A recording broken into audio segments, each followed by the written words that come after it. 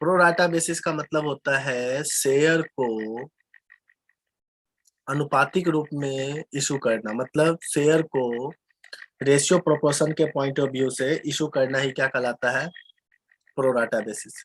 इसमें होता है क्या है, कोई कंपनी ने जो एप्लीकेशन डाला है वो शेयर का है ना, मान लो 10,000 ही शेयर का है, लेकिन एप्लीकेशन जो रिसीव हो गया है ना, वो 15,000 एप्लीकेशन रिसीव हो गया है।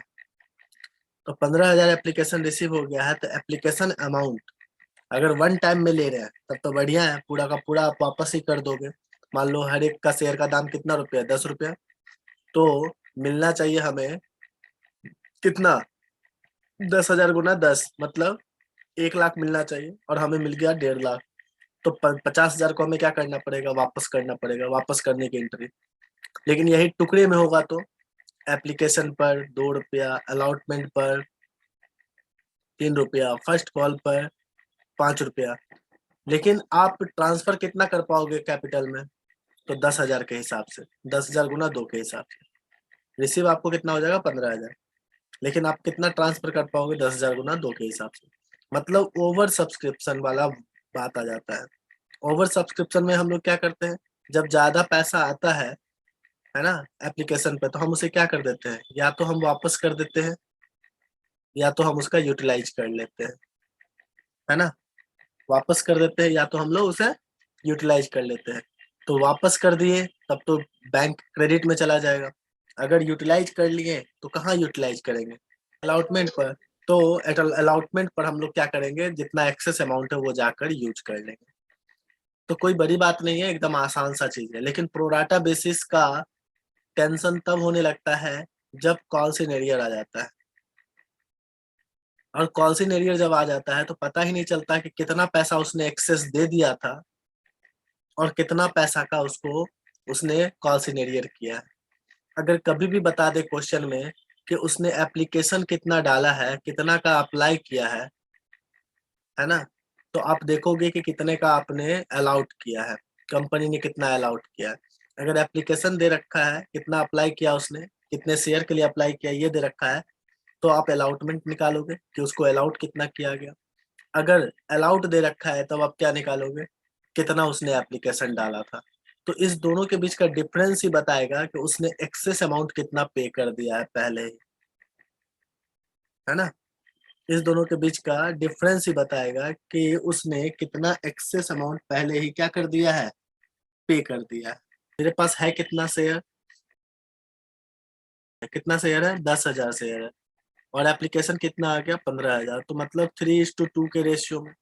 मतलब जो जो आदमी 3 मांगेगा उसको आप 2 दोगे, किसी ने 6 मांगा तो 4 दोगे, किसी ने 12 मांगा तो आपने 4 से मल्टीप्लाई किया तो इधर भी 4 से मल्टीप्लाई, मतलब 8, 8 दोगे उसे। कि मान लो कि किसी को अलाउट किया गया था 600 शेयर, कितना शेयर अलाउट किया गया था, 600 शेयर, ठीक है। और उसने अलाउटमेंट मनी नहीं दिया, अलाउटमेंट मनी नहीं दिया। तो अब बताओ उसका कॉल सिनेरियर अलाउटमेंट मनी में कितना होगा, अगर इसी तरीके से चल रहा हो तो। लगता है ना 1,800 होगा। कॉल सिनेरियर कितना होगा, 600 गुना 3, 1,800।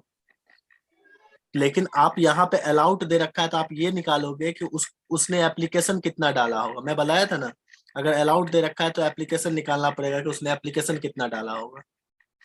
तो अलाउट को अलाउट से डिवाइड, अलाउट ये है, एप्लीकेशन ये है, अलाउट को अलाउट से डिवाइड, अलाउट को अलाउट से डिवाइड, और एप्लीकेशन से मल्टीप्लाई। तो खुद वो खुद पता चल जाएगा कि उसने 900 शेयर मांगा था। अगर उसको 600 शेयर अलाउट किया गया, किस बेसिस से, प्रोराटा बेसिस से, तो पक्का है कि उसने 900 मांगा होगा तब हमने 600 दिया है उसे।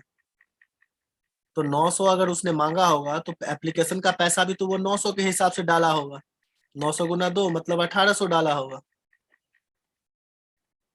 लेकिन उसका पैसा यूटिलाइज कितना हुआ, हमने दिया उसे 600 ही शेयर, तो 600 गुना 2 ही यूज हुआ होगा।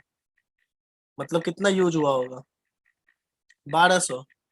तो इसका मतलब उसका अभी भी एक्सेस अमाउंट मेरे पास कितना बचा हुआ है, 600। अगर उससे पैसा मांगेंगे भी, किसका पैसा मांगेंगे अब अगले बार, अलॉटमेंट का। किससे मांगेंगे? उस आदमी से जिसको हमने कितना शेयर दिया है, 600 शेयर दिया है। इस आदमी से हम अलॉटमेंट का कितना पैसा मांग सकते हैं, अब बताओ। 6 या 1800 उसका होता है और उसने 600 पहले ही दे रखा है, तो उससे अगर मांगेंगे भी तो 1200 ही मांगेंगे। कितना मांगते हैं पहले ये निकाल लो, कितना मांगते हैं हम उससे, कितना वो देता अलॉटमेंट पर, है ना? उतना ही ना वो नहीं दिया। यानी सिंपल सा फंडा है, अगर मेरा 400 रुपया महीना फी है, फर्स्ट मंथ ही आपने 500 रुपये दे दिया, तो 400 रुपया तो कट गया, बाकी 100 रुपया तो अगले मंथ का है। तो अगली बार जो हम मांगेंगे तुमसे, कितना मांगेंगे? 300 ही। अगर दे दिया तो अगले महीने का पूरा हो जाएगा, 300 रुपया दे दिया। और नहीं दिया, लेकर भाग गए, तो लेकर कितना भागे? जबकि तुम सोचोगे क्या कि नहीं, अगले महीने का ही पैसा नहीं दिया तो 400 ना लेकर भाग गए, तो उसने 300 ना नहीं दिया। वही बात तो यहाँ है, उसका एप्लीकेशन के समय ही एक्सेस अमाउंट कितना था? 600। तो वो देता भी अलॉटमेंट पर तो 600 घटा के ना देता, तो 600 घटा के अगर देता तो वही वाली बात हो गई ना, 600 घटा के उसको देना था। अगर देता भी तो इतना ही देता अलॉटमेंट पर, और नहीं भी दिया तो इतना ही ना नहीं दिया होगा। आप कैसे बोल सकते हो कि नहीं 1800 नहीं दिया? हमारी मेरी बात समझ में। अगर इसी में क्वेश्चन ऐसे दे दे, कितना का डाला था एप्लीकेशन? 600 शेयर का, 600 शेयर का उसने एप्लीकेशन ही डाला था, तो एप्लीकेशन जैसे बता देगा तो आप क्या निकालोगे फिर? कितना अलाउट किया, तो एप्लीकेशन कितना हुआ तो अलाउट निकाल लेंगे हम लोग। तो कैसे अलाउट निकालेंगे? एप्लीकेशन दे रखा है तो एप्लीकेशन से डिवाइड। एप्लीकेशन का क्या रेशियो है? 3। तो 600 को 3 से क्या करोगे? डिवाइड, और 2 से मल्टीप्लाई, तो कितना हो गया? 400 शेयर।